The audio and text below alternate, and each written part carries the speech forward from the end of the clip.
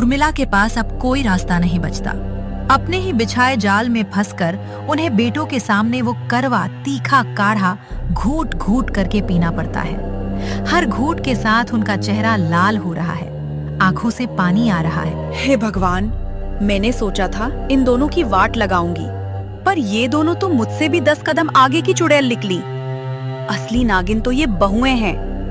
आज तो मुझे ये जहर पीना पड़ रहा है, पर मैं बदला जरूर लूंगी। काढ़ा खत्म होते ही उर्मिला और निशा एक दूसरे को देखकर छुपकर मुस्कुराती हैं और ताली ठोकती हैं। सांस खांसते हुए बाथरूम की तरफ भागती हैं। उर्मिला पेट पकड़े सोफे पर लेटी है। कल के काढ़े ने उनका पेट खराब कर दिया है। तभी दरवाजे की घंटी बजती है। बड़ी बहू पूजा दरवाजा खोलती है। दरवाजे पर एक महिला खड़ी है, बिल्कुल उर्मिला जैसी शक्ल, लेकिन माथे पर बड़ी लाल बिंदी, भारी जेवर और चेहरे पर कड़क तेवर। ये है मौसी सास प्रमिला। पूजा हैरानी से आंखें फाड़ते हुए, अरे माँ जी, आप बाहर से कब आई? अभी तो आप पेट पकड़कर सोफे पर लेटी थी।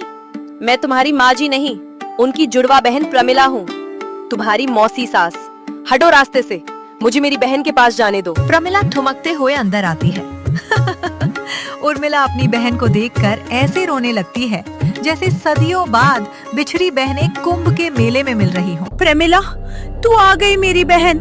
देख, इन दोनों चुड़ैलों ने मेरा क्या हाल कर दिया है। कल मुझे मिर्ची का ऐसा काढ़ा पिलाया कि रात भर मुझे बाथरूम के चक्कर लगाने पड़े। तू रो मत उर्मिला, मैं आ गई हूँ ना। अब मैं इन मॉडर्न बहुओं को ऐसा देसी नाच नचाऊंगी कि ये अपने मायके का रास्ता भूल जाएंगी। कुछ देर बाद प्रमिला डाइनिंग टेबल के पास एक बड़ी सी कुर्सी पर महारानी की तरह बैठी है। उर्मिला उनके बगल में मुस्कुरा रही हैं। दोनों बहुओं को सामने बुलाया जाता है। सुनो तुम दोनों, कल से सावन का पवित्र महीना शुरू हो रहा है। मैंने अपने और अपनी बहन के परिवार की शांति के लिए एक महाव्रत रखा है, और इस व्रत का नियम है कि घर की बहुएं आज दोपहर 12 बजे तक 56 भोग अपने हाथों से बनाएंगी। 50 भोग? मौसी जी, अभी तो 10 बज रहे हैं। 2 घंटे में 56 तरह की डिश कैसे बन सकती है? क्यों? जब मुझे हार्ट अटैक आ रहा था तब तो 5 मिनट में काढ़ा उबाल कर ले आई थी। अब 56 भोग बनाने में नानी याद आ रही है। अगर 12 बजे तक खाना नहीं बना तो अनर्थ हो जाएगा। और हाँ, खाना बनाते समय न किचन की लाइट जलेगी न पंखा चलेगा। सब कुछ शुद्ध देसी तरीके से जमीन पर बैठकर बनेगा। जाओ, शुरू हो जाओ। उर्मिला और प्रमिला एक दूसरे को देखकर कुटिल मुस्कान देती हैं। पूजा और निशा किचन में आती हैं। किचन में बहुत गर्मी है। निशा परेशान है। दीदी, ये तो डबल मुसीबत आ गई। एक सास क्या कम थी जो ये मौसी सास भी टपक पड़ी। 2 घंटे में बिना पंखे के 56 भोग। हम तो भूनकर कबाब हो जाएंगे। तू टेंशन क्यों लेती है छोटी? अगर वो 90 के दशक की सास हैं, तो हम भी 2026 की स्मार्ट बहुएं हैं। मौसी सास को शास्त्रों का और अंधविश्वास का बहुत शौक है ना। चल, उन्हें उन्हीं के जाल में फंसाते हैं। पूजा वापस हॉल में आती है। दोनों के चेहरे पर बहुत उदासी और डर का नाटक है। मौसी जी, माँ जी, हमें माफ कर दीजिए। हम ये 56 भोग नहीं बना सकते। क्या मतलब नहीं बना सकती? तुम्हारी इतनी हिम्मत कि तुम मेरा आदेश टालो?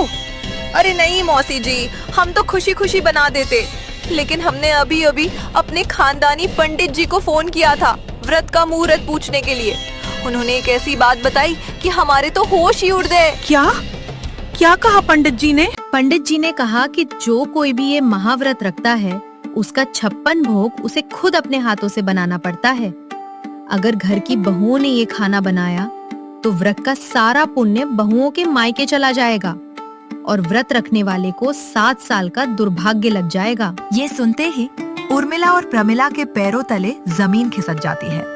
हम तो तैयार है मौसी जी, लेकिन हम नहीं चाहते कि आपके व्रत का फल हमारे मायके वालों को मिले और आपको दुर्भाग्य लगे।